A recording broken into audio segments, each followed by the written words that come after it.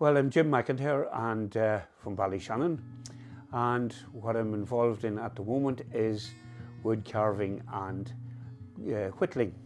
Some years ago I came across a thing called the Green Man. Fascinated by them in that they were in Christian churches and cathedrals. To describe them, they were faces, and instead of having hair they had leaves as their hair and their beards. I took the notion that I would like to learn how to do these things. Look for somebody that could teach me stone carving, and I could never find anybody in the locality. It was my fault. There was plenty of them, I'm sure, could have shown me. But I then came across wood spirits, which were mostly in timber, and I got myself a knife.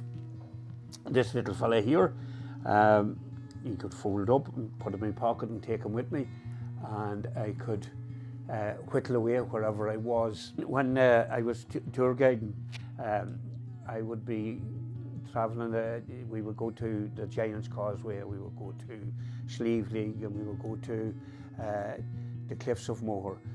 The clients on the bus, the tourists, they would go off to the attraction, and they would be looking at it for an hour and a half. And I would be something that had very little to do, standing around. When you've seen these things 2 or 3 times a month, maybe over a couple of seasons, it's not the same attraction as seeing it for the first time. So I had a bit of time on my hands. I got myself the little knife, little pen knife. And actually this was the one, it's a little Stanley knife that they fold away. I could put it in my pocket. It was so easy to get involved with. And you'd pick up a stick, or you'd bring sticks with you, and I would head off with little fellas like that there, and come back with some of these fellas here. During the famine times, and as our country was deluded of trees, what happened, the business of wood carving and of whittling kind of died out here in Ireland particularly. It was carried on in Scandinavia, and the people from Scandinavia, when they went to America, they brought the tradition with them, and it spread over in North America, and that's where I would have got any, my influences would now be coming back from North America. But it would have been a tradition here in Ireland. Wood spirits would have been prevalent between the years 500 BC and 500 AD. Celtic people had a thing called a cult of the heads. People believed that their soul and their personality, everything was in the head. And sometimes they would have looked on these things as deities as well as gods. They had a lot of different uses, in that people believed that when people, at the time when their people died, that their spirits went into trees, pre-Christian times, and when trees would sway in the wind and they would make a sound, and people believed that that was their ancestors, that's where their people were. Mostly in Celtic places, which is Ireland, England, Scotland, Wales, and the continent.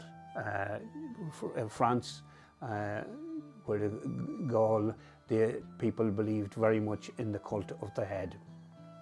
At the time when people were travelling through the forest, most of the countries were forested, and as people were walking through, they would knock on the wood, and that was to ask their ancestors to protect them as they were walking along. And they would have got themselves a walking stick, and they would have fashioned a face on the walking stick, and that was the wood spirit that would protect them as they were going along.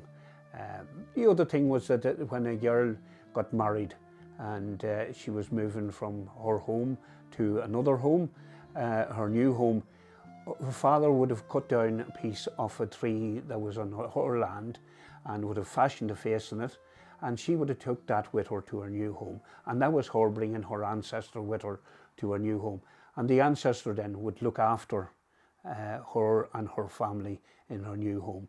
One of the things was that they were supposed to be displayed at a height, so that the people that were being protected by the wood spirit would be able to look over on them. So there were some of the things that people believed about the wood spirits. As I encourage people that all you really need is a penknife, and if you get a little bit of timber, a little bit of a stick, you can pick up any place and you're in business straight away. I get great satisfaction in looking at a piece of timber. Some of them that I get like these little chaps here, I'm purposely going to make what I see in these lads. Other pieces that come, the face is already there. I can actually see it before I start. It has to be a different type of timber, usually on driftwood, I would see. But the pieces that we would get, these are mostly pieces that were being damaged in the storms and that I would get.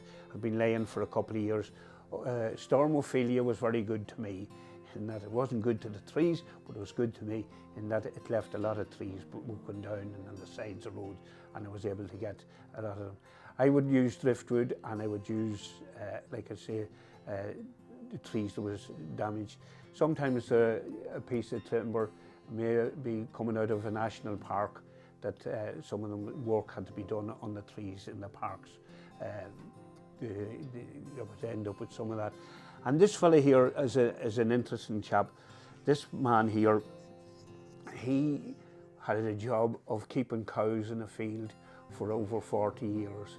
And then when he was being replaced, nobody knew that there was a wee gnome inside in the tree, and that was what was keeping the cows from wandering out of the field.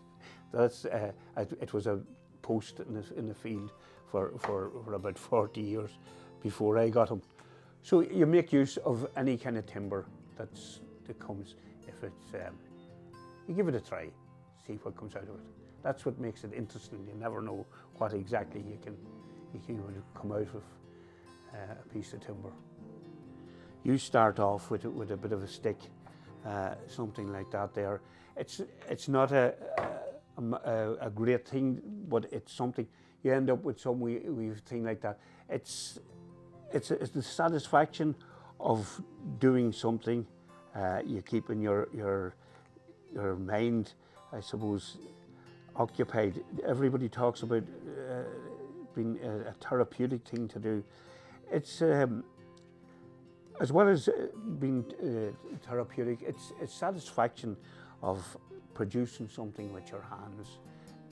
The other thing is that you meet people when you get a little hobby like this. You get like-minded people, and then people spend time together. It becomes more than just the hobby itself. It becomes a social thing. Like we have people call in to I'm involved in local hands, and people call in to see me and talk about the timber and talk about how it's done, and we put on little classes now and again and show people how it's done, and people seem to get great fun out of it, and it's very simple, it's very easy, and it's not expensive, and you can do it any place. Pieces of twigs are readily available in every country road in the country, so it's not difficult to get involved in. And sometimes it's you go along and you just put your hand in your pocket, and you might have one of these finished, and you give it to some child or somebody, and maybe that would give them an interest in producing these little fellas, and it's something that's different. You don't find it every place. As I said to people, it's not in in department stores or anything like that. It's just a handmade item that's great satisfaction in producing it, and you get great satisfaction in giving it to somebody who do appreciate it or do like to see it, you know.